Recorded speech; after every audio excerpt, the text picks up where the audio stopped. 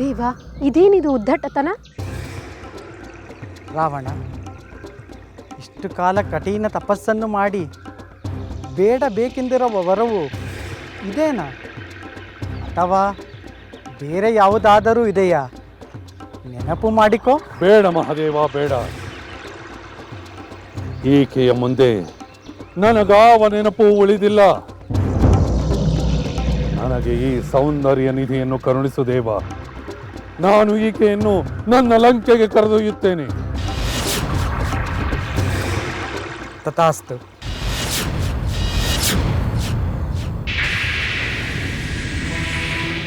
ನೀನು ದೇವಿ ಪಾರ್ವತಿಯನ್ನು ಲಂಕೆಗೆ ಕರೆದೊಯ್ಯಬಹುದು. ದೇವ, ಏನಿದು? ಏನಿಂಥ ಅಚಾತುರ್ಯ? ಈ ಅವಿವೇಕಿಯಾದ ಅಸುರ ಮತಿಹೀನನಾಗಿ ಕೇಳಬಾರದ ವರವನ್ನು ಕೇಳಿದರೆ ನೀವು ಕೊಟ್ಟು ಬಿಡುವುದೇ? ಈ ಉದ್ದಟತನಕ್ಕೆ ನಿಮ್ಮ ಪಾಲನೇತ್ರವನ್ನು ತೆರೆದು ಭಸ್ಮ ಮಾಡದೆ ಇಂಥ ಮನುಷ್ಯನಿಗೆ ನಿಮ್ಮ ಪತ್ನಿಯನ್ನು ವರವಾಗಿ ನೀಡುತ್ತಿರುವಿರಲ್ಲ, ಇದೆಂಥ ಘೋರ ಅನ್ಯಾಯ ಸ್ವಾಮಿ. ಪಾರ್ವತಿ, ಭಕ್ತರು ಬೇಡಿದ್ದನ್ನು ಕರುಣಿಸುತ್ತೇನೆಂದು ಭಾಷೆ ಕೊಟ್ಟು ಈಗ ಕರುಣಿಸಲಾಗದು ಎಂದು ಹೇಳಿದರೆ ನಾನು ಭಗವಂತನೆಂದು ಕರೆಸಿಕೊಳ್ಳಲು ಹೇಗೆ ಸಾಧ್ಯ? ನಾನು ಕೊಟ್ಟಾಯಿತು, ನೀನು ಇವನ ಜೊತೆ ಹೋಗಲೇಬೇಕು. ಸ್ವಾಮಿ, ಪರಮೇಶ್ವರನ ಪವಿತ್ರ ಸನ್ನಿಧಿಯನ್ನು ಬಿಟ್ಟು ಈ ರಾಕ್ಷಸನ ಹಿಂದೆ ಹೋಗುವಂತ ಅಸಹಾಯ ಸ್ಥಿತಿಗೆ ತಂದು ಬಿಟ್ಟಿರಲ್ಲ. ಚಿಂತಿಸಬೇಡ ದೇವಿ, ನನ್ನ ಶಕ್ತಿಯನ್ನು ನೆನೆದು ಹಿಂಬಾಲಿಸು. ಅಗ್ನಿಯನ್ನು ಅಂಗೈಲಿರಿಸಿಕೊಂಡ ಅನುಭವ ಏನಾಗುವುದೆಂದು ಊಹಿಸಿಕೊ. ಆದರೆ ಸ್ವಾಮಿ... ಸುಂದರಿ, ಪರಮೇಶ್ವರನು ನಿನ್ನನ್ನು ನನಗೆ ಅನುಗ್ರಹಿಸಿದ್ದಾಯ್ತು. ಇನ್ನು ತಡ ಮಾಡದೆ ನನ್ನನ್ನು ಹಿಂಬಾಲಿಸು. ಪರಮೇಶ್ವರ, ಭಕ್ತವತ್ಸಲ, ಕೇಳಿದ್ದನ್ನು ಕ್ಷಣ ಮೊತ್ತದಲ್ಲಿ ಕೊಡುವಂತಹ ನಿನ್ನಂತಹ ದೇವನಿಲ್ಲ ಪ್ರಭುವೇ. ನನಗಿನ್ನು ಅಪ್ಪಣೆ ಕೊಡು, ನಾನಿನ್ನು ಹೊರಡುತ್ತೇನೆ. ಆಗಬಹುದು, ಇವಳೊಂದಿಗೆ ನೀನು ಹೊರಡು. ಕೃತಾರ್ಥನಾದೆ ದೇವ. ಸುಂದರಿ, ನನ್ನೊಡನೆ ಹೊರಡು. ನನ್ನದೊಂದು ನಿಬಂಧನೆ ಇದೆ. ನಾನು ನಿನ್ನೊಂದಿಗೆ ಪುಷ್ಪಕ ವಿಮಾನದಲ್ಲಿ ಕೂಡಲಾರೆ. ನೀನು ಮುಂದೆ ಹೋಗು, ನಾನು ನಿನ್ನ ಹಿಂದೆ ನಡೆದು ಬರುತ್ತೇನೆ. ನೀನು ಹೇಗೆ ಬಂದರೂ ಸರಿಯೇ, ಲಂಕೆಗೆ ಬಂದರಾಯಿತು. ಅಲ್ಲಿ ನನ್ನ ಆಜ್ಞಾನುಸಾರಿಯಾಗಿ ವರ್ತಿಸಿದರಾಯಿತು. ನಡಿ ಹೋಗೋಣ.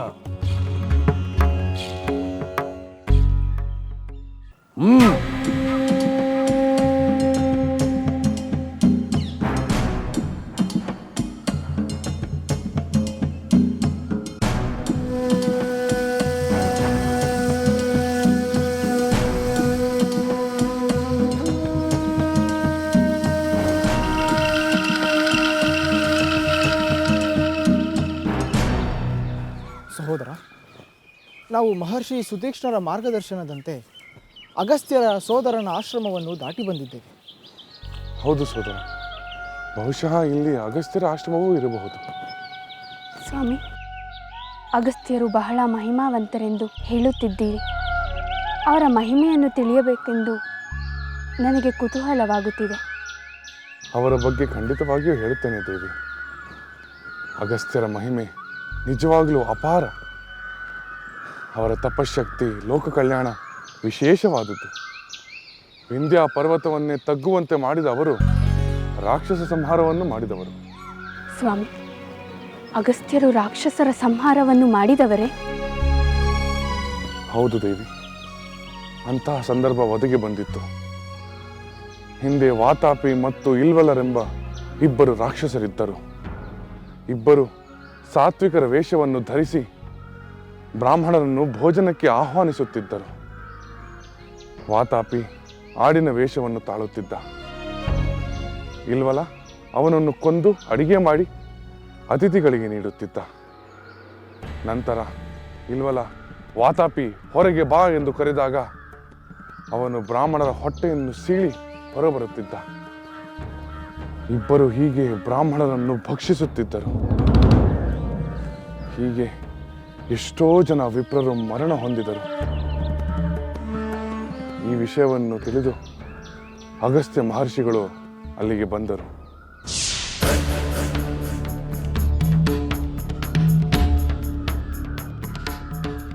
ವಿಪ್ರೋತ್ತಮರೇ, ದಯಮಾಡಿಸಿ ತಾವು ಶ್ರಾದ್ದ ಭೋಜನವನ್ನು ಮಾಡಿ ನಮ್ಮ ಹಿರಿಯರಿಗೆ ಸದ್ಗತಿ ನೀಡಬೇಕು. ಆಗಲಿ, ಖಂಡಿತ ನಿಮಗೆ ಗತಿ ಕಾಣಿಸುತ್ತೇನೆ. ಹೆಚ್ಚು ಸಮಯವಿಲ್ಲ, ಬೇಗ ಭೋಜನದ ವ್ಯವಸ್ಥೆ ಮಾಡಿ. ಬನ್ನಿ. ದಯಮಾಡಿಸಿ.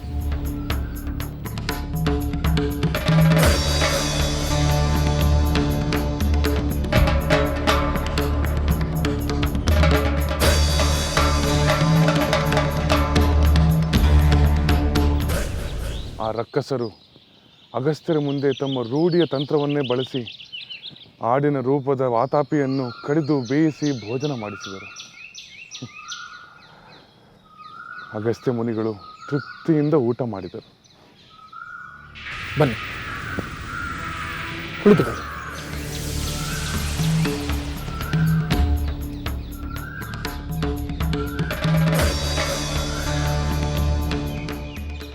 ವಾತಾಪಿ ಹೊರಗೆ ಬಾ. ವಾತಾಪಿ ಹೊರಗೆ ಬಾ. ವಾತಾಪಿ ಜೀರ್ಣೋಭವ.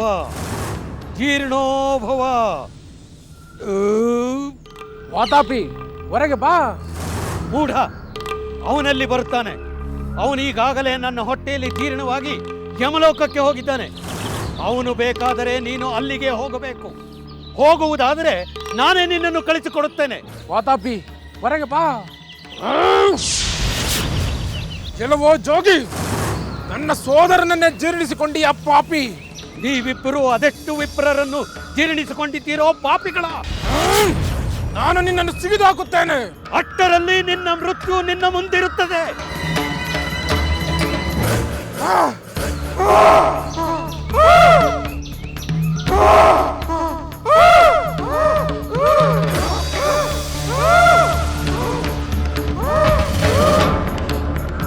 ಹೀಗೆ ಆ ದುಷ್ಟ ರಾಕ್ಷಸರ ವಿನಾಶವಾಯಿತು.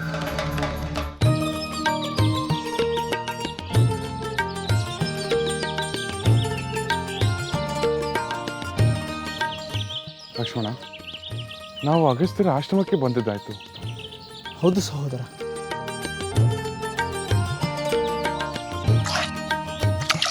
ನಾನು ಅಲ್ಲಿರುವ ಮುನಿಕುಮಾರನನ್ನು ಕೇಳುತ್ತೇನೆ. ಮುನಿಕುಮಾರ,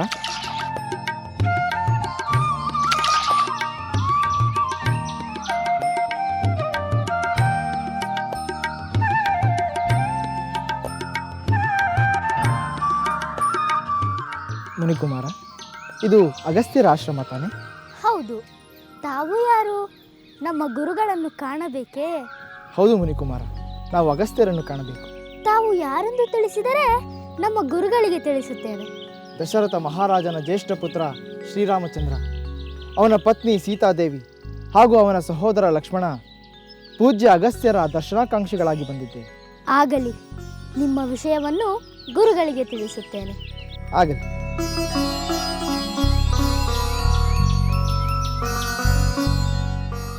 ಯ ಏವಂ ವೇದ ಯೋಪಮಾಯತನಂ ವೇದ ಆಯತನವಾನ್ ಭವತಿ.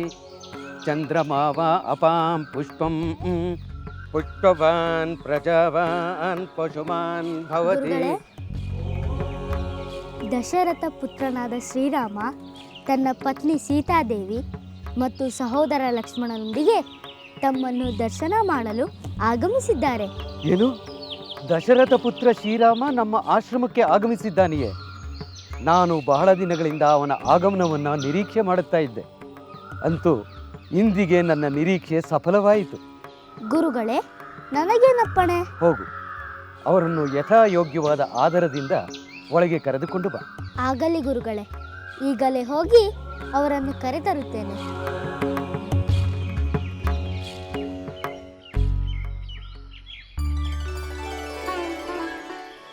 ಚಂದ್ರ ನಮ್ಮ ಆಶ್ರಮಕ್ಕೆ ಆಗಮಿಸ್ತಾ ಇದ್ದಾನೆ. ಇದು ನನಗೆ ಅತ್ಯಂತ ಸಂತೋಷವನ್ನ ನೀಡಿದೆ.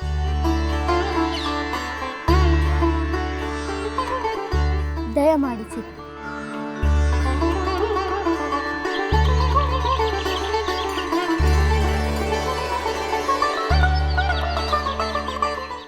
ದಯಮಾಡಿಸಿ.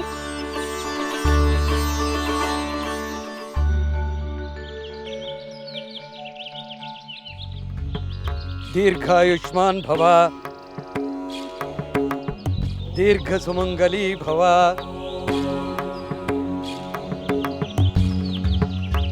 ದೀರ್ಘಾಯುಷ್ಮಾನ್ ಭವ. ಶ್ರೀರಾಮಚಂದ್ರ, ಧರ್ಮ ಪ್ರವರ್ತಕನಾಗಿರುವ ನೀನು ಸರ್ವ ಲೋಕಗಳ ರಾಜನಾಗಲು ಶಕ್ತನಾಗಿದ್ದೀಯೆ. ನನ್ನ ಆಶ್ರಮಕ್ಕೆ ಅತಿಥಿಯಾಗಿ ಆಗಮಿಸಿರುವ ನೀನು ನನಗೆ ಅತ್ಯಂತ ಪ್ರಿಯನೂ ಮಾನ್ಯನೂ ಆಗಿರುವೆ. ಇದು ನನ್ನ ಭಾಗ್ಯ ಮುನೀಂದ್ರ. ತಮ್ಮ ದರ್ಶನ ಮಾತ್ರದಿಂದಲೇ ನಾವು ಕೃತಾರ್ಥರಾದೆವು. ನಿನ್ನ ಸರಳತೆ, ಸೌಜನ್ಯದ ನಡತೆ ನನಗೆ ಅತ್ಯಂತ ಮೆಚ್ಚುಗೆಯಾಯಿತು ರಾಮಚಂದ್ರ. ಮೊದಲು ಸ್ವಲ್ಪ ಫಲಹಾರವನ್ನು ಸ್ವೀಕರಿಸಿ ವಿಶ್ರಾಂತಿ ಪಡೆಯಿರಿ, ಆನಂತರ ಮಾತನಾಡೋಣ. ತಮ್ಮ ಚಿತ್ತ. ಇವರನ್ನು ಅತಿಥಿ ಕುಟೀರಕ್ಕೆ ಕರೆದೊಯ್ದು ಸತ್ಕರಿಸಿ. ಅಪ್ಪಣೆ ಗುರುಗಳೇ, ದಯಮಾಡಿಸಿ.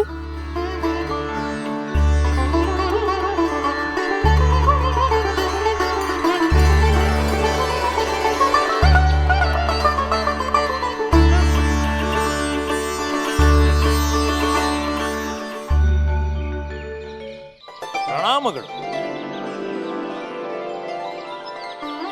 ಇದೇನು ದೇವ, ಈ ನಿನ್ನ ವಿಪರೀತ ಕರುಣೆ? ಆ ಅಸುರನ ಕೋರಿಕೆಯನ್ನು ಮನ್ನಿಸಿ ಮಹಾದೇವಿಯನ್ನೇ ನೀನೂ ತಿಳಿಯದವನಂತೆ ನಟಿಸುತ್ತಿರುವೆಯಾ ನಾರದ? ಮಹಾದೇವಿ ಇಲ್ಲಿರುವಂತೆ ಮಾಡಿದ್ದು ನೀನೇ ಅಲ್ಲವೇ? ಈ ದೇವಿ ಮರಳಿ ಕೈಲಾಸಕ್ಕೆ ಬರುವಂತೆ ಮಾಡುವ ಹೊಣೆಯೂ ನಿನ್ನದೇ. ಹಾ, ಅರ್ಥವಾಯಿತು ಮಹಾದೇವ, ಅರ್ಥವಾಯಿತು. ಏನು ಮಾಡಬೇಕೆಂಬುದನ್ನು ನಾನು ನೋಡಿಕೊಳ್ಳುತ್ತೇನೆ. ನಾನಿನ್ನು ಬರುತ್ತೇನೆ ಶಂಕರ. ನಮೋ ನಮಃ. ನಾರಾಯಣ ನಾರಾಯಣ. ರಾಮಚಂದ್ರ, ನಿನ್ನ ಅದೃಷ್ಟ ಬಹಳ ದೊಡ್ಡದು. ಯಾವ ವಿಷಯಕ್ಕೆ ಮುನೀಂದ್ರ? ಪತಿವ್ರತ ಶಿರೋಮಣಿಯಾದ ಸೀತೆಯಂಥ ಪತ್ನಿಯನ್ನು ಪಡೆಯುವ ಸುಕೃತ ಸಾಮಾನ್ಯವಲ್ಲ. ಗಂಡನ ಮೇಲಿನ ಪ್ರೇಮದಿಂದ ಅರಮನೆಯನ್ನು ತ್ಯಜಿಸಿ ನಿನ್ನೊಂದಿಗೆ ಅರಣ್ಯಕ್ಕೆ ಬರಬೇಕೆಂದರೆ ಅವಳ ಪ್ರೀತಿ ಎಷ್ಟೆಂಬುದನ್ನು ನಾನು ಅರ್ಥ ಮಾಡಿಕೊಳ್ಳಬಲ್ಲೆ. ಮುನಿಂದ ಆಗಿ ಹೋದ ಎಷ್ಟೋ ಪತಿವ್ರತ ಸ್ತ್ರೀಯರ ಆದರ್ಶವನ್ನು ಪಾಲಿಸುತ್ತಿದ್ದೇನೆ ಅಷ್ಟೇ. ಇದು ನಿನ್ನ ಸರಳ ಗುಣ ಮಗಳೇ. ನೀನು ನಿಜವಾದ ರಾಮನ ಅರ್ಧಾಂಗಿ.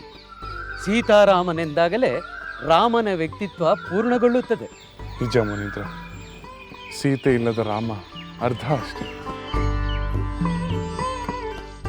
ಲಕ್ಷ್ಮಣ, ನಿನ್ನ ಭ್ರಾತೃಪ್ರೇಮವನ್ನು ಕಂಡು ನಾನು ಮೂಕ ವಿಸ್ಮಿತನಾಗಿದ್ದೇನೆ. ಮುನೀಂದ್ರ, ನನ್ನ ಸಹೋದರ ನನಗೆ ಕೇವಲ ಸಹೋದರನಲ್ಲ. ನನ್ನ ಪಾಲಿಗೆ ಇವನೇ ತಂದೆ, ಇವನೇ ದೈವ. ನನ್ನ ಉಸಿರಿನ ಕಡೆಯ ಕ್ಷಣದವರೆಗೂ ನಾನು ರಾಮನನ್ನು ಅನುಸರಿಸುತ್ತೇನೆ. ಮುನೀಂದ್ರ, ಲಕ್ಷ್ಮಣ ನನ್ನ ತಮ್ಮನಾಗಿ, ನನ್ನ ಭಕ್ತನಾಗಿ, ನನ್ನ ಸೇವಕನಾಗಿ ತನ್ನ ವ್ಯಕ್ತಿತ್ವವನ್ನೇ ನನಗಾಗಿ ಅರ್ಪಿಸಿಕೊಂಡಿದ್ದಾನೆ. ಲಕ್ಷ್ಮಣನಿಂದ ನಮ್ಮಿಬ್ಬರಿಗೆ ಈ ವನವಾಸ ಸುಖಕರವಾಗಿದೆ. ರಾಮಚಂದ್ರ, ಅರುಂಧತಿ ದೇವಿಯಂಥ ಸೀತೆ ಆದರ್ಶ ಸೋದರ ಲಕ್ಷ್ಮಣನೊಂದಿಗೆ ಬಂದುದರಿಂದ ನಮ್ಮ ಆಶ್ರಮವೇ ಪವಿತ್ರವಾಯಿತು. ಆಶ್ರಮವಾಸಿಗಳಿಗೆಲ್ಲ ವಿಶೇಷ ಗೌರವ ಪ್ರಾಪ್ತವಾದಂತಾಯಿತು. ತಮ್ಮ ಅಭಿಮಾನದ ನುಡಿಗಳನ್ನು ಕೇಳಿ ನಾನು ಧನ್ಯನಾದೆ. ಮುನೀಂದ್ರ, ನನ್ನದೊಂದು ಕೋರಿಕೆ ಇದೆ. ಅದೇನೆಂದು ಕೇಳು ರಾಮಚಂದ್ರ. ಮುನೀಂದ್ರ, ನಮ್ಮ ವನವಾಸದ ಅವಧಿ ಮುಗಿಯಲು ಇನ್ನೂ ಸ್ವಲ್ಪ ಕಾಲವಿದೆ. ಆ ಸಮಯವನ್ನು ನಾವು ಒಂದು ಕಡೆ ನೆಲೆ ನಿಂತು ಕಳೆಯಬೇಕಾಗಿದೆ. ಅಂತಹ ಒಂದು ಪ್ರಶಸ್ತವಾದ ಸ್ಥಳವಿದ್ದರೆ ದಯಮಾಡಿ ತಿಳಿಸಿ. ನಾವು ನಮ್ಮ ಪರ್ಣ ಕುಟೀರವನ್ನು ನಿರ್ಮಿಸಿ ಅಲ್ಲಿಯೇ ವಾಸ ಮಾಡುತ್ತೇವೆ.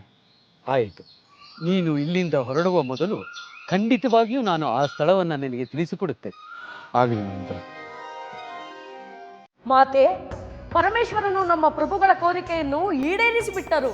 ಹೌದು ಮಗು, ಪರಮೇಶ್ವರನು ರಾವಣೇಶ್ವರ ಕೋರಿಕೆಯನ್ನು ಮನ್ನಿಸಿದನು. ಹಾಗಾದರೆ ಪಾರ್ವತಿ ದೇವಿ ರಾವಣೇಶ್ವರನೊಂದಿಗೆ ಲಂಕೆಗೆ ಬಂದಳಲ್ಲವೇ?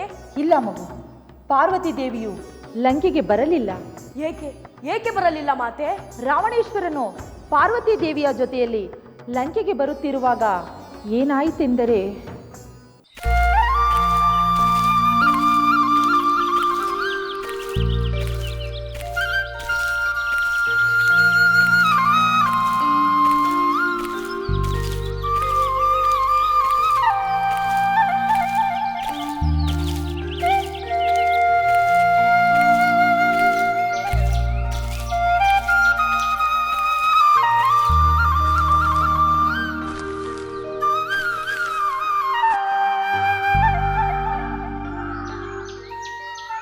ದೇವಿ, ಸೂರ್ಯನಿಗೆ ವಂದಿಸುವ ಸಮಯವಾಗಿದೆ.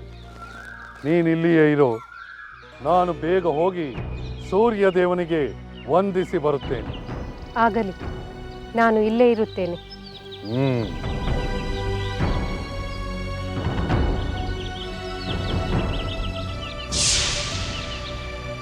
ನಾರಾಯಣ ನಾರಾಯಣ. ಜಗನ್ಮಾತೆಗೆ ನಮೋ ನಮಃ. ನಾರದ, ಎಂಥ ಕೆಟ್ಟ ಉಪಾಯವನ್ನು ಹೇಳಿದೆ.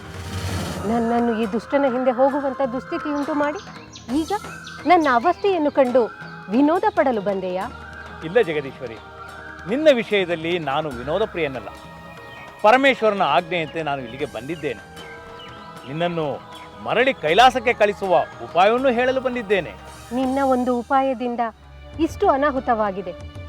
ಇನ್ನಾವ ಉಪಾಯದಿಂದ ಇನ್ನೆಂಥ ಆಪತ್ತಿಗೆ ಸಿಕ್ಕಿಸುತ್ತೀಯೋ? ಇಲ್ಲ ಪರಮೇಶ್ವರಿ, ಈ ಆಪತ್ತು ನಿವಾರಣೆ ಆಗಬೇಕು. ರಾವಣನಿಗೆ ಅವನ ಅವಿವೇಕದ ಅರಿವಾಗಬೇಕು. ಅವನ ತಪಸ್ಸು ವ್ಯರ್ಥವಾಗಬೇಕು. ಮಹಾದೇವನ ಆತ್ಮಲಿಂಗ ಆತನ ಕೈವಶವಾಗಬಾರದು. ಅದಕ್ಕೆಂದೇ ಇಷ್ಟೆಲ್ಲ ಉಪಾಯ ದೇವಿ. ಸರಿ, ಅದೇನು ಉಪಾಯ ಹೇಳು. ತಾಯಿ, ನಿನ್ನ ಈ ಸುಂದರ ರೂಪವನ್ನು ತೊರೆದು ಮಹಾರಾಕ್ಷಸರ ಎದೆ ನಡಗಿಸುವಂತಹ ಘೋರ ಕಾಳಿಕಾ ರೂಪವನ್ನು ತಾಳಬೇಕು. ಏನು? ನಾನು ಕಾಳಿಯ ರೂಪ ತಾಳಬೇಕೆ? ಹೌದು ತಾಯಿ. ಕಾಳಿಕಾ ರೂಪದಲ್ಲಿರುವ ನಿನ್ನನ್ನು ಆ ರಾವಣನು ಲಂಕೆಗೆ ಖಂಡಿತ ಕರೆದುಕೊಂಡು ಹೋಗುವುದಿಲ್ಲ. ಪುನಃ ನಿನ್ನನ್ನು ಕೈಲಾಸಕ್ಕೆ ಕಳಿಸುತ್ತಾನೆ.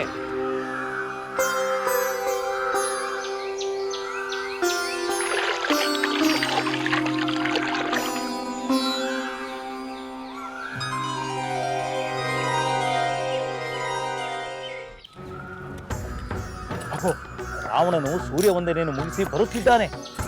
ನಾನು ಇಲ್ಲಿಯೇ ಮರೆಯಾಗಿರುತ್ತೇನೆ. ನಿನ್ನ ಕರಾಳ ರೂಪವನ್ನು ಅವನು ನೋಡುವಂತೆ ನಾನೇ ಅವನಿಗೆ ಹೇಳುತ್ತೇನೆ. ನಿನ್ನ ಈ ರೂಪವನ್ನು ಕಳಿಸಿ ಕರಾಳ ರೂಪವನ್ನು ತಾಳು. ಹಾಗೆ ಆಗಲಿ ನಾರದ, ಹಾಗೆ ಮಾಡುತ್ತೇನೆ. ನಾರಾಯಣ ನಾರಾಯಣ. ಮುನೀಂದ್ರ, ನಾವು ವಾಸಿಸಲು ಒಂದು ಪ್ರಶಸ್ತವಾದ ಸ್ಥಳವನ್ನು ತಿಳಿಸುವುದಾಗಿ ಹೇಳಿದ್ದೀರಿ. ಹೇಳುತ್ತೇನೆ ರಾಮಚಂದ್ರ. ಇಲ್ಲಿಂದ 2 ಯೋಜನ ದೂರದಲ್ಲಿ ಪಂಚವಟಿ ಎಂಬ ಖ್ಯಾತವಾದ ಒಂದು ಅರಣ್ಯ ಪ್ರದೇಶವಿದೆ. ಅಲ್ಲಿಗೆ ಹೋಗಿ ಆಶ್ರಮವನ್ನು ಕಟ್ಟಿಕೊಂಡು ಪಿತೃವಾಕ್ಯ ಪರಿಪಾಲನೆಯ ಅವಧಿಯನ್ನ ಪೂರ್ಣಗೊಳಿಸಿ. ಆಗಲಿ ಮುನೀಂದ್ರ, ತಮ್ಮ ಸೂಚನೆಯಂತೆ ನಾವು ಅಲ್ಲಿಯೇ ನೆಲೆಸುತ್ತೇವೆ. ರಾಮಚಂದ್ರ, ಸತ್ಯ ಪ್ರತಿಜ್ಞನಾದ ನೀನು ಕೃತಕಾರ್ಯನಾಗಿ ಅಯೋಧ್ಯೆಯಲ್ಲಿ ನೆಲೆ ನಿಲ್ಲುವೆ. ತಮ್ಮ ಶುಭ ಹಾರೈಕೆಗಳಿಗೆ ನಾನು ವಂದಿಸುತ್ತೇನೆ. ಮುನೀಂದ್ರ, ನಾವಿನ್ನು ಪಂಚವಟಿಯತ್ತ ಪ್ರಯಾಣ ಬೆಳೆಸುತ್ತೇವೆ. ಮುನೀಂದ್ರ, ತಂದೆಯ ಮನೆಯಂತೆ ನಿಮ್ಮ ವಾತ್ಸಲ್ಯದ ನೆರಳಿನಲ್ಲಿ ಕೆಲವು ದಿನ ಪ್ರಶಾಂತವಾಗಿ ಕಾಲ ಕಳೆಯುವಂತಾಯಿತು. ನಿನ್ನಂಥ ಪುಣ್ಯವತಿಯನ್ನು ವಾತ್ಸಲ್ಯದಿಂದ ಕಾಣುವುದು ಈ ತಪಸ್ವಿಗೆ ದೊರೆತ ಭಾಗ್ಯ ಮಗಳೇ. ಮುನೀಂದ್ರ, ನಿಮ್ಮ ಆಶ್ರಮದಲ್ಲಿ ಕಳೆದ ಸಮಯ ನಮಗೆ ನವ ಚೈತನ್ಯವನ್ನು ತುಂಬಿದೆ. ರಾಮಚಂದ್ರ, ನಾನೊಂದು ನಿರ್ಧಾರಕ್ಕೆ ಬಂದಿದ್ದೇನೆ. ಅದೇನೆಂದು ಹೇಳಿ ಮುನೀಂದ್ರ. ನನಗೆ ಅಗತ್ಯವಿಲ್ಲದೆ ಮುಂದೆ ನಿನಗೆ ಅಗತ್ಯವಾಗುವ ಕೆಲವು ಶಸ್ತ್ರಾಸ್ತ್ರಗಳನ್ನು ಲೋಕ ಕಲ್ಯಾಣದ ದೃಷ್ಟಿಯಿಂದ ನಿನಗೆ ನೀಡಬೇಕೆಂದು ನಾನು ಸಂಕಲ್ಪಿಸಿದ್ದೇನೆ. ಅದು ನನ್ನ ಸೌಭಾಗ್ಯ ಮುನೀಂದ್ರ. ಶಿಷ್ಯೋತ್ತಮರೇ,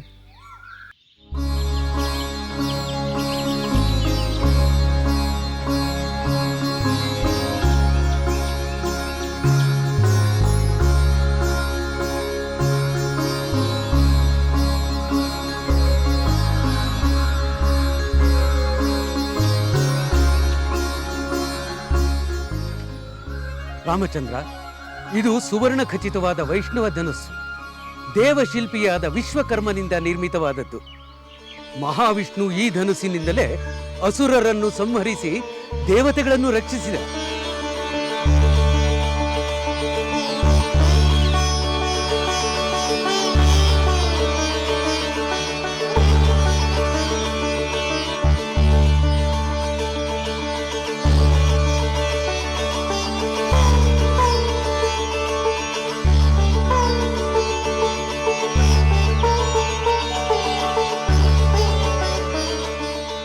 ಪುರುಷ ಶ್ರೇಷ್ಠ ಸೂರ್ಯ ಸದೃಶವಾದ ಈ ಅಮೋಘ ಬಾಣಗಳನ್ನ ಸ್ವತಃ ಬ್ರಹ್ಮನೇ ನನಗೆ ನೀಡಿದ.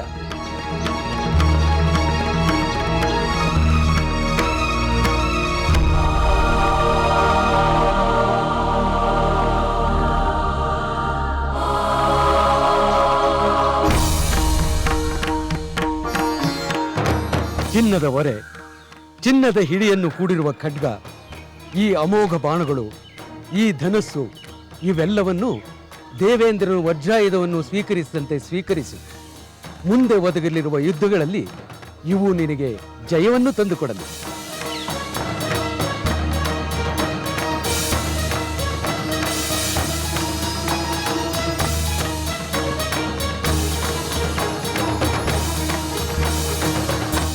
ರಾಮಚಂದ್ರ, ನೀನು ನಮ್ಮ ಆಶ್ರಮಕ್ಕೆ ಬಂದು ಈ ಶಸ್ತ್ರಾಸ್ತ್ರಗಳನ್ನು ಸ್ವೀಕರಿಸಿದ್ದು ನನಗೆ ಪರಮ ಸಂತೋಷವಾಗಿದೆ.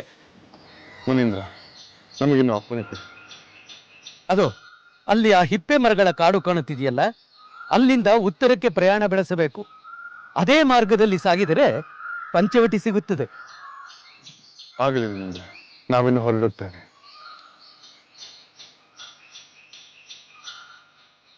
ಶುಭಮಸ್ತು. ಸಮಸ್ತ ಸನ್ಮಂಗಳಾನಿ ಭವಂತು.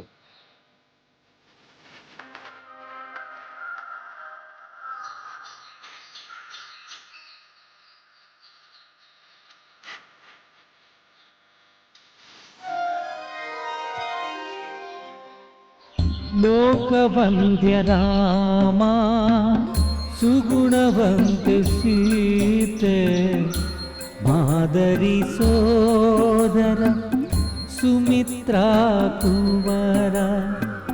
ಲೋಕವಂದ್ಯ ರಾಮ ಸುಗುಣವಂತೆ ಸೀತೆ ಮಾದರಿ ಸೋದರ ಸುಮಿತ್ರಾ ಕುವರ.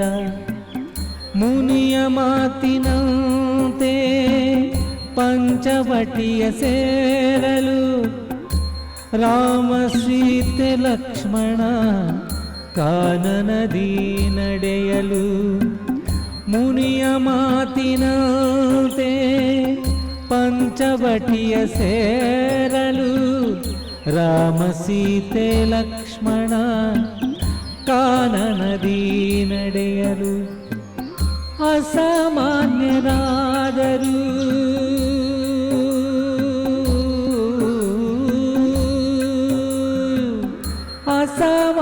ಅಸಾಮಾನ್ಯರಾದರು ಸಾಮಾನ್ಯರಾದರೆ ಲೋಕವಂದ್ಯ ರಾಮ ಸುಗುಣವಂತೆ ಸೀತೆ. ಅಸಾಮಾನ್ಯರಾದರು ಸಾಮಾನ್ಯರಾದರೆ ಲೋಕವಂದ್ಯ ರಾಮ ಸುಗುಣವಂತೆ ಸೀತೆ. ರಾಜಕುಲದಿ ಜನ್ಮವು ಭುವನ ಗೆಲುವ ಶೌರ್ಯವು. ರಾಜಕುಲದಿ ಜನ್ಮವು ಭುವನ ಗೆಲುವ ಶೌರ್ಯವು. ಧರ್ಮ ಕರ್ಮ ಪಾಲನೆಗೆ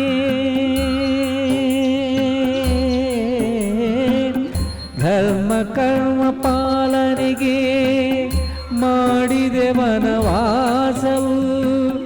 ಸೂರ್ಯವಂಶಿ ತೇಜನಿಗೂ ಬಿಸಿಲ ತಾಪವೇತಕೋ. ಸೂರ್ಯವಂಶಿ ತೇಜನಿಗೂ ಬಿಸಿಲ ತಾಪಬೇಕು. ಬಿಸಿಲ ತಾಪಬೇಕು.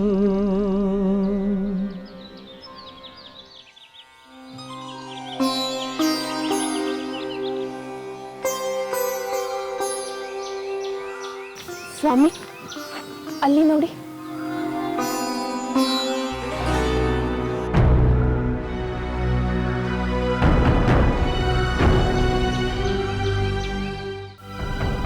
ಆ ಪಕ್ಷಿ ಎಷ್ಟು ದೊಡ್ಡದಾಗಿದೆ, ಅದು ಭಯ ಹುಟ್ಟಿಸುವಂತಿದೆ.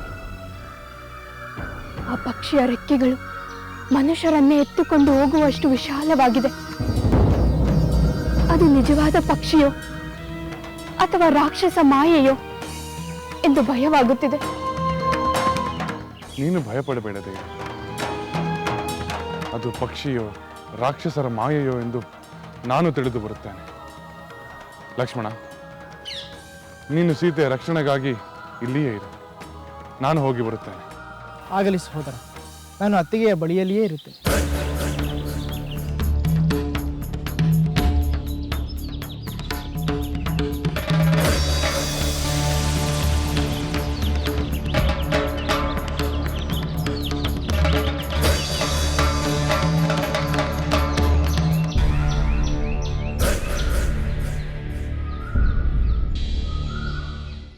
ಎಲೈ, ಯಾರು ನೀನು?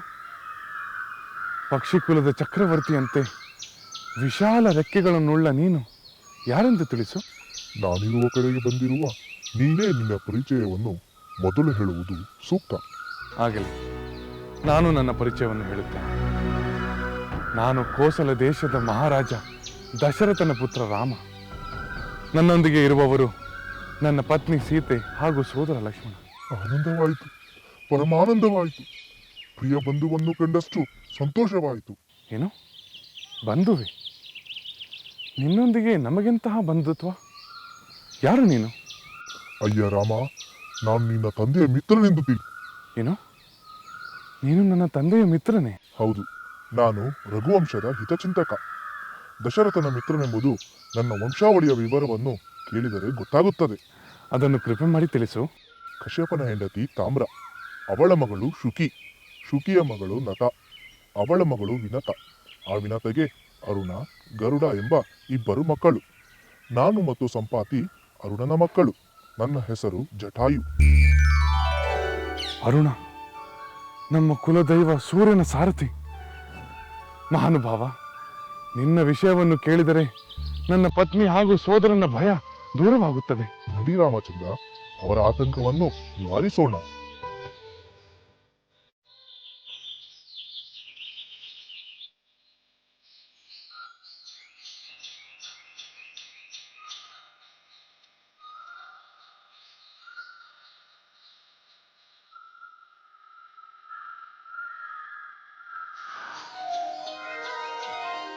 ಸೀತೆ, ಲಕ್ಷ್ಮಣ, ಆತಂಕಕ್ಕೆ ಯಾವ ಕಾರಣವೂ ಇಲ್ಲ. ಇವನು ಪಕ್ಷಿರಾಜ ಜಟಾಯು, ರಾಕ್ಷಸರ ಮಾಯೆಯಲ್ಲ. ನಮ್ಮ ತಂದೆಯ ಮಿತ್ರ, ನಮ್ಮ ಕುಲ ದೈವವಾದ ಸೂರ್ಯನ ಸಾರಥಿಯಾದ ಅರುಣನ ಪುತ್ರ. ಜಟಾಯು, ನಮ್ಮ ವಂದನೆಗಳನ್ನು ಸ್ವೀಕರಿಸು. ನಿನ್ನ ಭವ್ಯಾಕಾರವನ್ನು ಕಂಡು ಭೀತಿಗೊಂಡೆ. ಈಗ ಭಯ ನಿವಾರಣೆ ಆಯಿತು.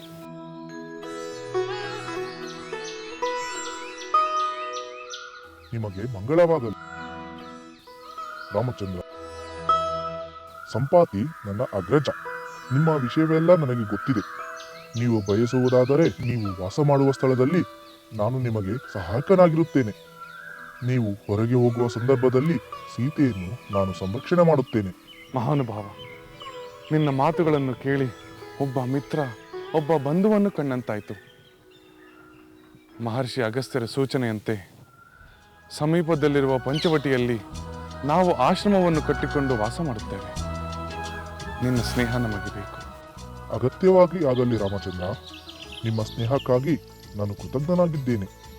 ಆಪತ್ತಿನ ಪ್ರಸಂಗವೇನಾದರೂ ಬಂದರೆ ನಾನು ನನ್ನ ಪ್ರಾಣವನ್ನಾದರೂ ಕೊಟ್ಟು ಅದರ ನಿವಾರಣೆಗೆ ಪ್ರಯತ್ನಿಸುತ್ತೇನೆ. ನಮಗಿನ್ನು ಅಪ್ಪಣೆ ಕೊಡು.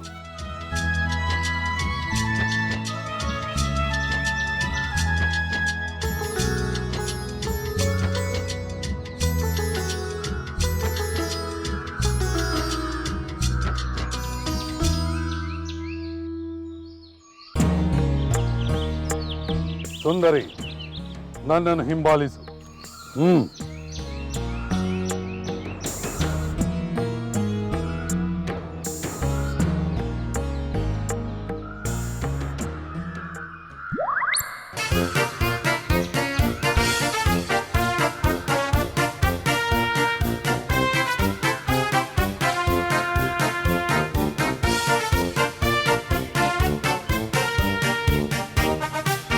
ನಾರಾಯಣ ನಾರಾಯಣ.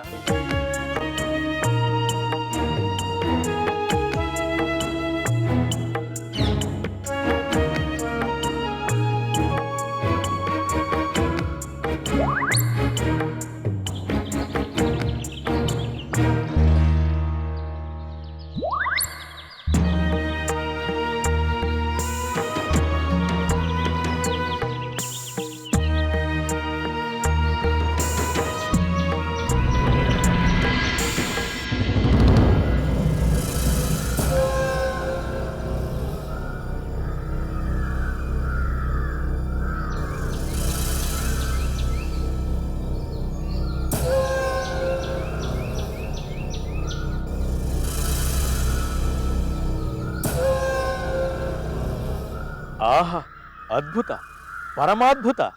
ರಾವಣ ಈ ಸುಂದರ ರೂಪವನ್ನು ನೋಡಿ ಮೂರ್ಛೆ ಹೋಗದಿದ್ದರೆ ಸಾಕು. ಆ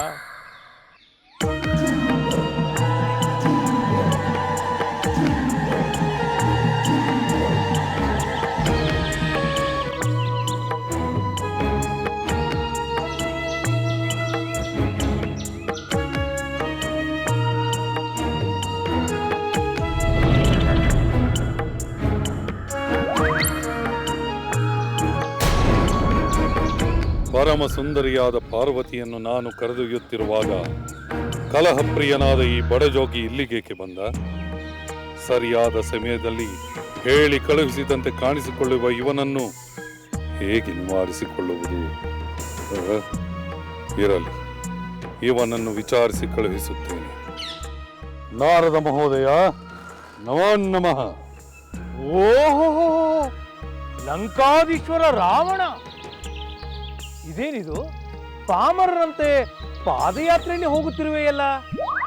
ನಿನ್ನ ಪುಷ್ಪಕ ವಿಮಾನ ಏನಾಯಿತು? ಯಾರಾದರೂ ಅಪಹರಿಸಿದರೆ? ನಾರದ ಮಹರ್ಷಿಗಳೇ, ಈ ಲಂಕೇಶ್ವರನ ಪುಷ್ಪಕ ವಿಮಾನವನ್ನು ಅಪಹರಿಸುವ ಧೈರ್ಯ 3 ಲೋಕಗಳಲ್ಲಿಯೂ ಯಾರಿಗಿದೆ? ಮತ್ತೇನು ಈ ವಿಪರ್ಯಾಸ? ಪುಷ್ಪಕ ವಿಮಾನವನ್ನು ಏರಿ ಆಕಾಶದಲ್ಲಿ ಹಾರಿ ಹೋಗುವ ನೀನು ಹೀಗೆ ನೆಲದ ಮೇಲೆ ನಡೆಯುತ್ತಿರುವುದನ್ನು ಕಂಡು ಅಚ್ಚರಿಯಾಗುವುದಿಲ್ಲವೇ? ಆಕಾಶ ಮಾರ್ಗದಲ್ಲಿ ಸಂಧ್ಯಾ ವಂದನೆ ಮಾಡಲು ಆಗುವುದಿಲ್ಲವಲ್ಲ. ಅಂದರೆ ಅದಕ್ಕಾಗಿ ಸಂಧ್ಯಾ ವಂದನೆ ಮಾಡಲು ಭೂಲೋಕಕ್ಕೆ ಇಳಿದಿದ್ದೇನೆ. ಭಲೆ ಭಲೆ ರಾವಣ, ನಿನ್ನ ಕರ್ತವ್ಯ ನಿಷ್ಠೆಯನ್ನು ಮೆಚ್ಚಬೇಕು. ನಿನ್ನ ಸಂಧ್ಯಾ ವಂದನೆ ಮುಗಿದಿರಬೇಕಲ್ಲ, ಪುಷ್ಪಕ ವಿಮಾನವನ್ನು ಏರಬಹುದಲ್ಲ? ನಾರದರೆ, ನಾನು ಹಾರಿಯಾದರೂ ಹೋಗುತ್ತೇನೆ, ನೀರಿನಲ್ಲಿ ಈಜಿಯಾದರೂ ಹೋಗುತ್ತೇನೆ. ಅದರ ಗೊಡವೆ ನಿಮಗೇಕೆ? ಅನ್ಯರ ಅಂತರಂಗದಲ್ಲಿ ಇಣುಕುವ ಈ ಅತಿ ಕುತೂಹಲವನ್ನು ಬಿಟ್ಟು ಇಲ್ಲಿಂದ ದಯಮಾಡಿಸಿ. ನನ್ನ ಮೇಲೆ ಏಕೆ ಇಷ್ಟೊಂದು ಬೇಸರ ರಾವಣ? ಏನೋ ವಿಶ್ವಾಸದಿಂದ ವಿಚಾರಿಸಿದರೆ ನನ್ನನ್ನು ಸಾಗ ಹಾಕಲು ನೋಡುತ್ತಿರುವೆಯಲ್ಲ. ನಾನೇನಾದರೂ ನಿನಗೆ ತೊಂದರೆ ಕೊಡುವ ಉಪದ್ರವಿಯೇ? ಸಂಕೋಚ ಬೇಡ ರಾವಣ. ನೀನು ಯಾರನ್ನಾದರೂ ಕರೆದುಕೊಂಡು ಹೋಗುತ್ತಿದ್ದರೆ ಹೇಳು, ನಾನು ನಿನಗೆ ಸಹಾಯ ಮಾಡುತ್ತೇನೆ. ನನ್ನ ಪಾಡಿಗೆ ನನ್ನನ್ನು ಬಿಟ್ಟು ತಾವು ಇಲ್ಲಿಂದ ದಯಮಾಡಿಸಿದರೆ ಅದೇ ತಾವು ನನಗೆ ಮಾಡುವ ದೊಡ್ಡ ಸಹಾಯ. ಈಗ ಅರ್ಥವಾಯಿತು. ನನ್ನಂತಹ ಬ್ರಹ್ಮಚಾರಿ ನಿನ್ನ ಬಳಿ ಇರಬಾರದೆಂದು ಬಯಸುತ್ತಿರುವುದನ್ನು ನೋಡಿದರೆ ಇಲ್ಲಿ ಯಾರೋ ಸುಂದರಿ ಇರಬೇಕು. ಹಾಗೆಯೇ ತಿಳಿದುಕೊಂಡು ಹೊರಟು ಬಿಡಿ. ನಿನ್ನ ಬಳಿ ಯಾರೋ ಸುಂದರಿ ಇರುವಳೆಂದು ಒಪ್ಪಿಕೋ, ನಾನು ಹೊರಟು ಹೋಗುತ್ತೇನೆ. ಸುಂದರಿ ಇದ್ದಾಳೆಂದು ಒಪ್ಪಿಕೊಂಡೆ, ನೀವಿನ್ನು ಹೊರಡಿ. ಆದರೆ ಇಲ್ಲಿ ಯಾವ ಸುಂದರಿಯೂ ಕಾಣುತ್ತಿಲ್ಲವಲ್ಲ? ಬ್ರಹ್ಮಚಾರಿಯ ಕಣ್ಣಿಗೆ ಸುಂದರಿ ಏಕೆ ಕಾಣಬೇಕು ರಾವಣ? ಆದರೆ ನನ್ನ ಕಣ್ಣಿಗೆ ಸುಂದರಿ ಕಾಣುತ್ತಿಲ್ಲ, ಭಯಂಕರ ರೂಪಿನ ರಾಕ್ಷಸಿ ಕಾಣುತ್ತಿದ್ದಾಳೆ. ನಾರದರೆ, ತ್ರಿಲೋಕ ಸುಂದರಿಯನ್ನು ರಾಕ್ಷಸಿ ಎಂದರೆ ನಾನು ಸುಮ್ಮನಿರುವುದಿಲ್ಲ. ನಾನೇಕೆ ಸುಳ್ಳು ಹೇಳಲಿ ರಾವಣ? ನೀನೇ ಸರಿಯಾಗಿ ನೋಡು. ನಿನ್ನ ದೃಷ್ಟಿಯಲ್ಲಿ ದೋಷವಿರದಿದ್ದರೆ ಸತ್ಯವೇನೆಂದು ಅರ್ಥವಾಗುತ್ತದೆ. ಅವಳು ತ್ರಿಭುವನ ಸುಂದರಿಯೋ ಭೂತೇಶ್ವರಿಯೋ ನೀನೇ ನೋಡಿ ಹೇಳು. ನಾನೇ ನೋಡುತ್ತೇನೆ.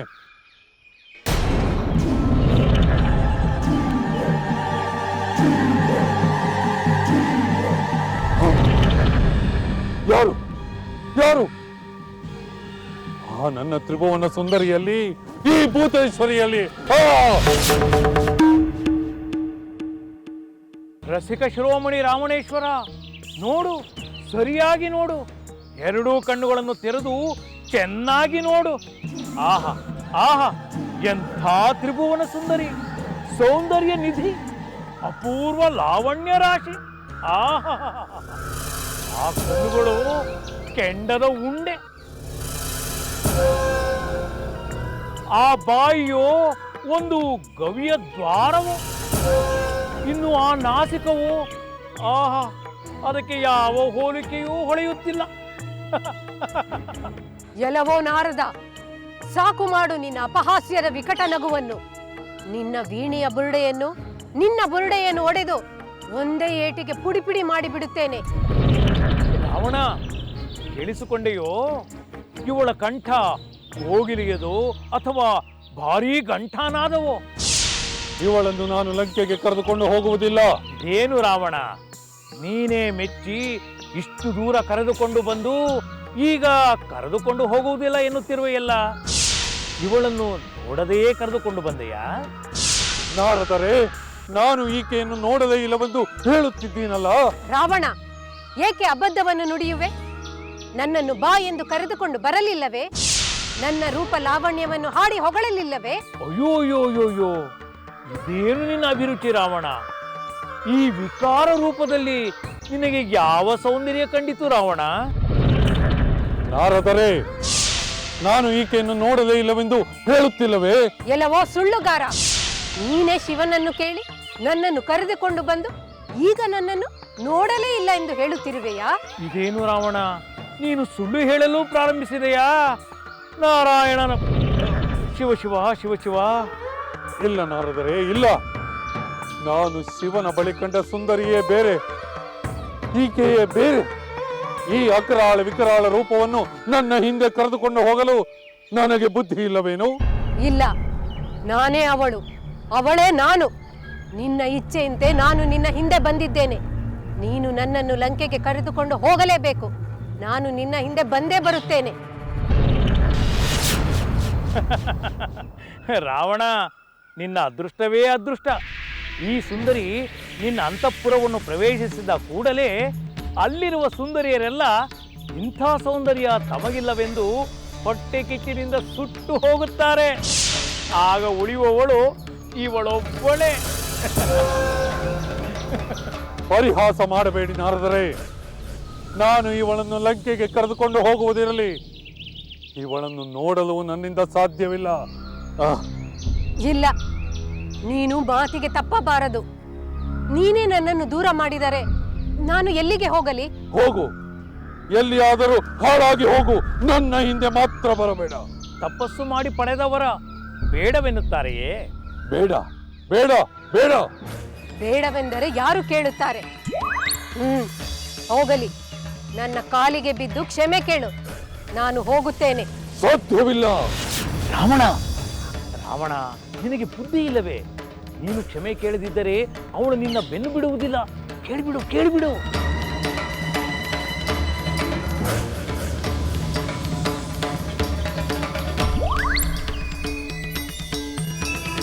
ಕ್ಷಮಿಸು, ನಾನು ನಿನ್ನನ್ನು ಕರೆತಂದು ತಪ್ಪು ಮಾಡಿದೆ. ಆಗಲಿ, ಕ್ಷಮಿಸಿದ್ದೇನೆ. ಹೋಗು. ಬೇಗ ನಿನ್ನ ಪುಷ್ಪಕ ವಿಮಾನವು ಏರಿ ಹೊರಟು ಹೋಗು.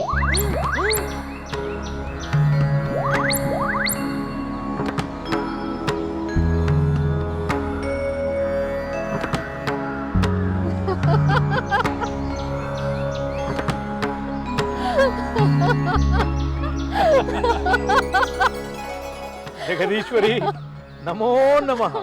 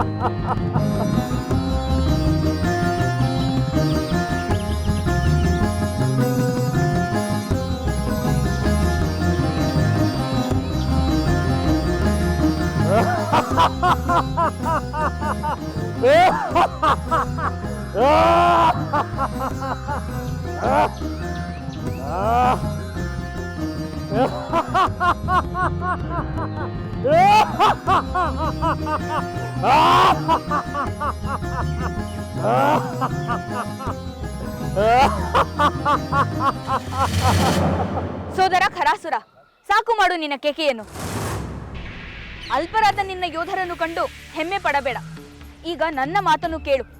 ಸೋದರಿ ಶೂರ್ಪನಖಿ, ನಮ್ಮೆಲ್ಲರ ಅಗ್ರಜ ರಾವಣೇಶ್ವರ ಈ ಜನಸ್ಥಾನಕ್ಕೆ ನಿನ್ನನ್ನು ಅಧಿಪತಿಯನ್ನಾಗಿ ಕಳಿಸಿದ ಮೇಲೆ ನಾನು ದುಷ್ಟ ನಿನ್ನ ಮಾತುಗಳನ್ನು ಕೇಳುತ್ತಿಲ್ಲವೇ? ಇಲ್ಲವೆಂದು ಯಾರು ಹೇಳಿದವರು? ನನ್ನ ಸ್ವಂತ ಅಣ್ಣಂದಿರಾದ ರಾವಣ, ವಿಭೀಷಣ, ಕುಂಭಕರ್ಣರಂತೆ ನನ್ನ ಮಲಸೋದರರಾದ ನೀವು ಕೂಡ ನನ್ನನ್ನು ಮಮತೆಯಿಂದಲೇ ಕಾಣುತ್ತಿದ್ದೀರಿ. ನಿಮ್ಮ ಧೈರ್ಯ ಪರಾಕ್ರಮಗಳೊಂದಿಗೆ ನಾನು ಈ ಜನಸ್ಥಾನದಲ್ಲಿ ಮಹಾರಾಣಿಯಾಗಿ ಮೆರೆಯುತ್ತಿದ್ದೇನೆ. ಶೂರ್ಪನಖಿ, ನೀನು ಬಂದ ಕಾರಣವೇನು? ಏನಾದರೂ ಅವಸರದ ಕಾರ್ಯವಿದೆಯೇ? ಹೌದು ಸೋದರ, ನನ್ನ ಒಂದು ಆತಂಕವನ್ನು ನೀನು ನಿವಾರಿಸಬೇಕು. ಆತಂಕವೇ? ಅದೇನು ಹೇಳು ಸೋದರಿ. ಮಹಾಪರಾಕ್ರಮಿಗಳಾದ ನನ್ನ ರಾಕ್ಷಸ ಸೈನ್ಯ ರೆಪ್ಪೆ ಬಡಿಯುವಷ್ಟರಲ್ಲಿ ನಿನ್ನ ಆತಂಕವನ್ನು ನಿವಾರಿಸುತ್ತಾರೆ. ಸೋದರ ಖರಾಸುರ, ನನ್ನ ಪುತ್ರ ಶುಂಭಕುಮಾರ ಕಾಣುತ್ತಿಲ್ಲ. ಶುಂಭಕುಮಾರ ಕಾಣುತ್ತಿಲ್ಲವೆಂದರೆ ಅವನು ಎಲ್ಲಿಗೆ ಹೋದ ಸೋದರಿ? ಗೋದಾವರಿ ತೀರದಲ್ಲಿ ವಿಹರಿಸಿ ಬರುತ್ತೇನೆ ಎಂದು ಹೋದವನು ಇನ್ನೂ ಬಂದಿಲ್ಲ. ಅವನಿಗೇನಾಯಿತೋ ಎಂದು ನನಗೆ ಭಯವಾಗುತ್ತಿದೆ ಸೋದರ. ಇದೇನು ಶೂರ್ಪನಖಿ, ಶುಂಭಕುಮಾರ ಎಳೆಯ ಹಸುಳೆಯೇ? ವೀರನಾದ ನಿನ್ನ ಪುತ್ರನ ಬಗ್ಗೆ ಆತಂಕ ಪಡುವುದೇ? ಅವನಿಗೆ ಕೇಡು ಮಾಡುವ ಧೈರ್ಯ ಯಾರಿಗಿದೆ? ಹದಿಹರೆಯದ ತರುಣ ಆಮೋದ ಪ್ರಮೋದಗಳಲ್ಲಿ ಮುಳುಗಿ ಸಮಯದ ಪರಿವೇ ಇಲ್ಲದೆ ಆನಂದದಲ್ಲಿ ಮೈಮರೆತಿರಬೇಕು. ಎಚ್ಚರವಾದಾಗ ತಾನಾಗಿಯೇ ಬರುತ್ತಾನೆ. ನಮ್ಮ ಸೈನಿಕರನ್ನು ಕಳಿಸಿ ಅವನ ಸಂತೋಷಕ್ಕೆ ಅಡ್ಡಿಪಡಿಸುವುದು ಬೇಡ. ಅಡ್ಡಿಪಡಿಸಬೇಕು ಎಂದು ನಾನು ಹೇಳುತ್ತಿಲ್ಲ ಸೋದರ. ಆದರೆ ನನ್ನ ಪುತ್ರ ಎಲ್ಲಿದ್ದಾನೆ, ಏನು ಮಾಡುತ್ತಿದ್ದಾನೆ ಎಂದು ನಾನು ತಿಳಿಯಬೇಕು. ಇನ್ನು ಸ್ವಲ್ಪ ಸಮಯ ಕಾಯುತ್ತೇನೆ. ಬರದಿದ್ದರೆ ನಾನೇ ಗೋದಾವರಿ ತೀರಕ್ಕೆ ಹೋಗಿ ಅವನನ್ನು ಹುಡುಕಿ ಕರೆದು ತರುತ್ತೇನೆ. ಎಷ್ಟಾದರೂ ತಾಯಿಯ ಹೃದಯ ಮಗನಿಗಾಗಿ ಮಿಡಿಯುವುದು ಸಹಜ. ಪಂಚವಟಿಯಲ್ಲಿ ಹುಡುಕು. ನಿನ್ನ ಮಗನ ವಿನೋದ ವಿಹಾರಗಳನ್ನು ಕಂಡು ಆನಂದ ಪಡು. ಆದರೆ ಶುಂಭಕುಮಾರನಿಗೆ ಏನಾದರೂ ಆಗುವುದೆಂದು ಆತಂಕ ಪಡುವುದು ಬೇಡ. ಆಗಲಿ ಸೋದರ, ನೀನು ನಿನ್ನ ಯುದ್ಧಾಭ್ಯಾಸವನ್ನು ಮುಂದುವರಿಸು.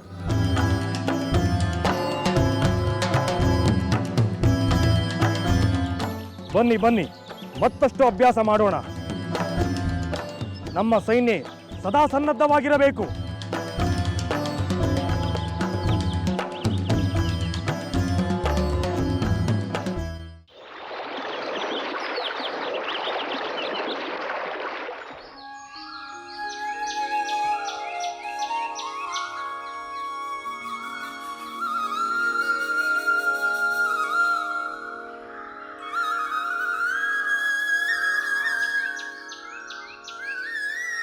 ಇಲ್ಲಿ ನೆಲ ಸಮತಟ್ಟಾಗಿದೆ.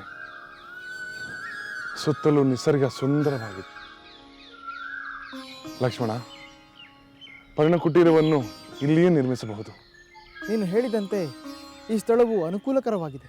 ವೈದೇಹಿ, ನಿನಗೆ ಈ ಸ್ಥಳ ಇಷ್ಟವಾಯಿತೆ? ನಿಮಗೆ ಇಷ್ಟವಾದ ಮೇಲೆ ನನಗೂ ಇಷ್ಟವಾದಂತೆ.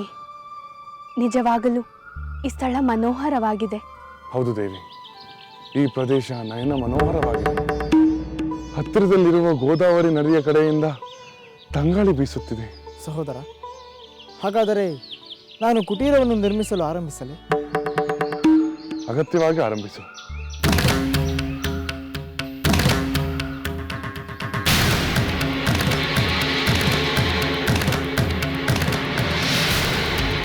ಸೀತೆ, ಇತ್ತಪ್ಪ. ಲಕ್ಷ್ಮಣ, ಪರ್ಣಕುಟೀರವನ್ನು ನಿರ್ಮಿಸುವಷ್ಟರಲ್ಲಿ ನಾವು ಪ್ರಕೃತಿಯ ಸೊಬಗನ್ನು ನೋಡಿ ಬರೋಣ. ಲಕ್ಷ್ಮಣ, ಪರ್ಣಕುಟೀರಕ್ಕೆ ಈ ಮರವನ್ನು ಕತ್ತರಿಸು. ಹಾಗೆ ಆಗಲಿ ಸಹೋದರ. ಮೊದಲು ಆ ಮರವನ್ನೇ ಕತ್ತರಿಸು. ಬಾ ಸೀತೆ.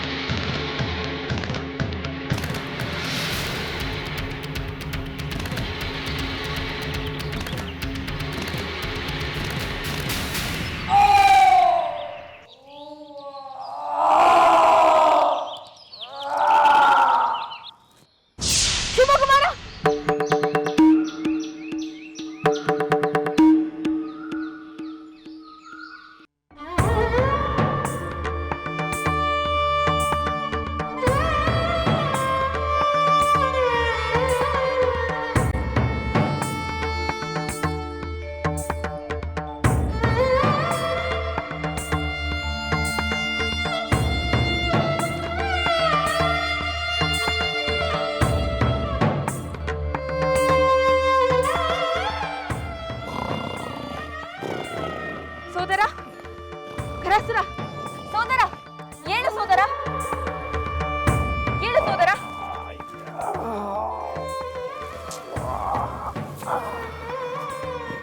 ಸೋದರ, ಸೋದರಿ, ಯುದ್ಧಾಭ್ಯಾಸ ಮಾಡಿ ಆಯಾಸಗೊಂಡು ಮಲಗಿದ್ದರೆ ಏಕೆ ಎಚ್ಚರಿಸುತ್ತಿರುವೆ? ಸೋದರ, ನಾನು ದುಸ್ವಪ್ನವೊಂದನ್ನು ಕಂಡೆ. ಎಂತಹ ದುಸ್ವಪ್ನ ಸೋದರಿ? ಯಾರೋ ಒಬ್ಬ ಪರಾಕ್ರಮಿ ನನ್ನ ಕುಮಾರನಿಗೆ ಕೇಡು ಮಾಡಿದಂತೆ ಕನಸಾಯಿತು ಸೋದರ. ಕನಸು? ಕನಸೇ? ಅದು ನನಸಲ್ಲ ಸೋದರಿ, ಇದಕ್ಕೆ ನಿನ್ನ ಮಗನ ಮೇಲಿರುವ ಅತಿಯಾದ ಮಮಕಾರವೇ ಕಾರಣ. ಸೋದರ, ಇದು ಉದಾಸೀನ ಮಾಡುವ ಸಮಯವಲ್ಲ. ಈಗಾಗಲೇ ಶುಂಭಕುಮಾರನು ಬರಬೇಕಿತ್ತು. ಅವನು ಇನ್ನೂ ಬಾರದಿರುವುದನ್ನು ಕಂಡರೆ ನಾ ಕಂಡ ಕನಸು ನಿಜವಾಗಿದೆಯೇನೋ ಎಂದು ಭಯವಾಗುತ್ತಿದೆ. ಸೋದರಿ, ಸೋದರಿ, ನೀನೇಕೆ ಇಷ್ಟು ಅಂಜುಬುರಿಕಿಯಾದೆ? ಶುಂಭಕುಮಾರ ನನ್ನಿಂದಲೇ ಸಕಲ ಶಸ್ತ್ರಾಸ್ತ್ರಗಳನ್ನು ಕಲಿತು ವೀರನಾಗಿದ್ದಾನೆ. ಅವನಿಗೆ ಯಾವ ಅಪಾಯವೂ ಆಗುವುದಿಲ್ಲವೆಂದರೆ ನೀನೇಕೆ ಕೇಳುವುದಿಲ್ಲ? ಆಗಲಿ, ನೀನು ವಿಶ್ರಾಂತಿ ತೆಗೆದುಕೋ. ನನ್ನ ಮಗನಿಗೆ ಏನಾದರೆ ನಿನಗೇನು? ನನ್ನ ಪುತ್ರನನ್ನು ನಾನೇ ಹುಡುಕಿಕೊಳ್ಳುತ್ತೇನೆ.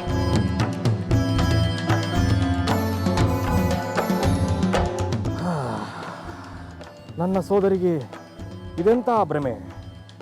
ಪುಟ್ಟ ವಿಷಯವನ್ನು ಬೆಟ್ಟ ಮಾಡಿ ತಲೆ ಕೆಡಿಸುತ್ತಾಳಲ್ಲ.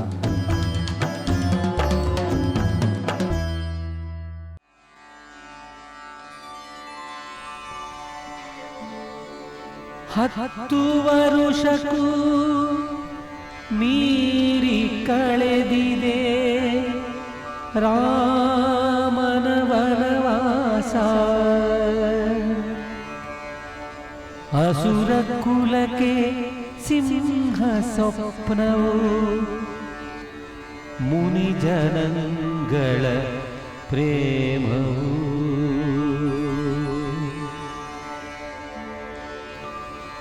ಮುನಿ ಅಗಸ್ತ್ಯರ ಸಲಹೆ ಪಡೆದು ಉಳಿದ ಕಾಲವ ಕಳೆಯಲು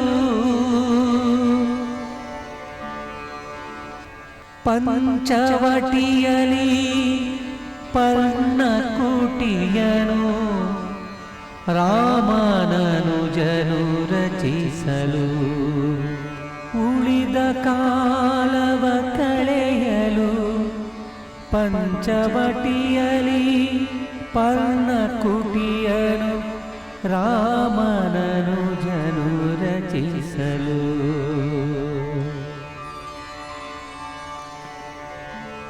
ಪಾವನ ಗೋದಾವರಿ ನದಿಯು ಪಂಚವಟಿ ಬಳಿ ಹರಿದಿರೆ. ಪಾವನ ಗೋದಾವರಿ ನದಿಯು ಪಂಚವಟಿ ಬಳಿ ಹರಿದಿರೆ. ಮನವ ಸೆಳೆವ ವನದ ಸಿರಿಗೆ ಸೀತಾರಾಮರು ನಲಿದಿರೆ. ಮನವ ಸೆಳೆವ ವನದ ಸಿರಿಗೆ ಸೀತಾರಾಮರು ನಲಿದಿರೆ. ಶಾಂತವಿರಲಿ ಪ್ರಶಾಂತವಿರಲಿ ಪಂಚವಟಿಯಲಿ ವಾಸವು. ಶಾಂತವಿರಲಿ ಪ್ರಶಾಂತವಿರಲಿ ಪಂಚವಟಿಯಲಿ ವಾಸವು. ಅನ್ನೋ ಆಸೆಯ ತಡೆವ ಅಸುರರ ಪಡೆ ಬಳಿದೆ ಜನಸ್ಥಾನವು. ಅಸುರರ ಪಡೆ ಬಳಿದೆ ಜನಸ್ಥಾನವು.